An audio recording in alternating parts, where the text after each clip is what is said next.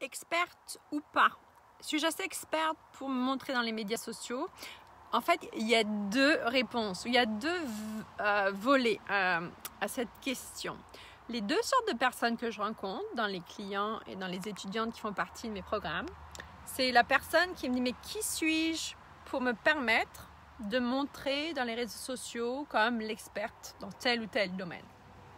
Okay, les gens ont toujours ce complexe de ne pas en savoir ou d'avoir l'impression de ne pas en savoir assez pour se permettre d'aider les gens en ligne au niveau d'expertise où ils se trouvent.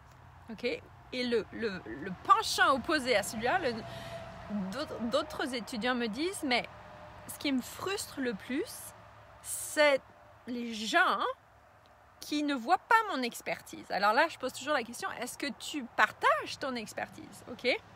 Donc, d'une façon ou d'une autre, tu ne partages pas. Okay, quand tu es dans ces deux scénarios. Et c'est très, très souvent le cas pour beaucoup de femmes entrepreneurs.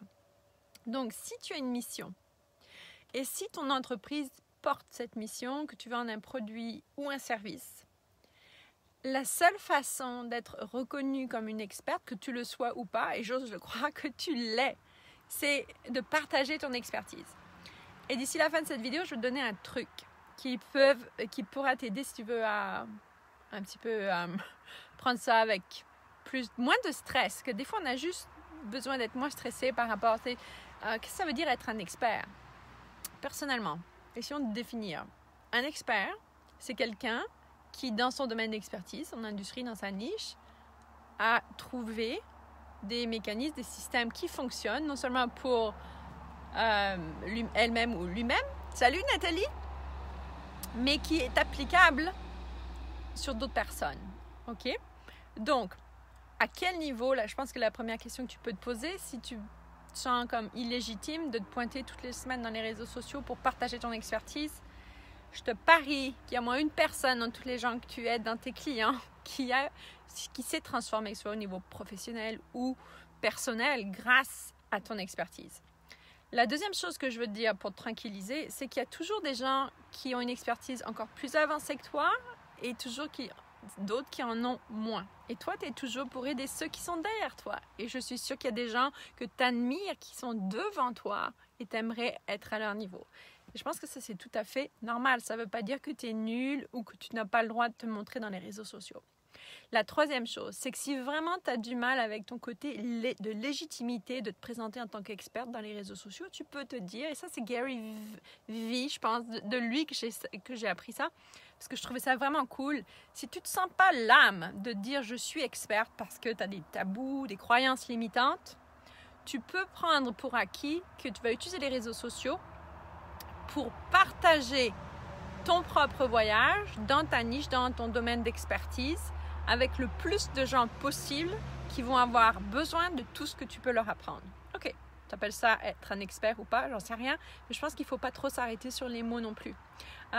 Et puis, dans les deux cas, que tu sois quelqu'un qui dise « Non, je ne sais pas assez, je ne connais pas assez toutes les choses qu'il faut savoir sur ce sujet-là avant de faire des directs sur Facebook », versus « J'en ai assez que les gens ne comprennent pas mon expertise ». Dans les deux cas, c'est que tu ne te présentes pas dans les réseaux sociaux.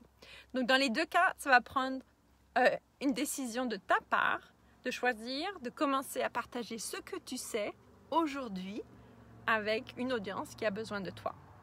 Tout simplement, sans te mettre de pression plus que ça. Et si tu ne veux pas le mot expert, tu n'es pas obligé de l'utiliser.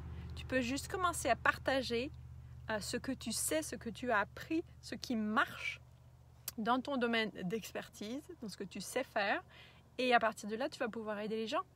J'espère que ça t'aide, j'espère que ça enlève un petit peu de cette lourdeur d'avoir peur de prendre la parole. Toi qui as cette mission dans la vie, ton entreprise est sans doute rattachée à une mission beaucoup plus grande que les services et les produits que tu vends. Et en fait, ce sont ces produits et ces services qui sont les véhicules de cette mission. Et donc, mon invitation, c'est de ne pas s'arrêter à des mots. Qu'est-ce que c'est d'être expert? Le truc, c'est tu deviens de plus en plus expert, le plus tu partages tes expériences avec les autres et tu aides les autres. À mon avis, c'est tout simplement ça la définition. Donc, les réseaux sociaux sont cet outil-là. C'est gratuit, c'est accessible. Tu as juste, tu vois, là, je suis dans le bois, dans la forêt.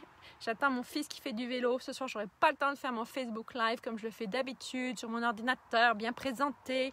J'ai décidé de le faire ici avec toi dans le bois parce que je sais que si tu regardes ce soir et si tu t'empêches de partager ce que toi tu sais pour les autres, peut-être que c'est ce petit live qui va te permettre de commencer.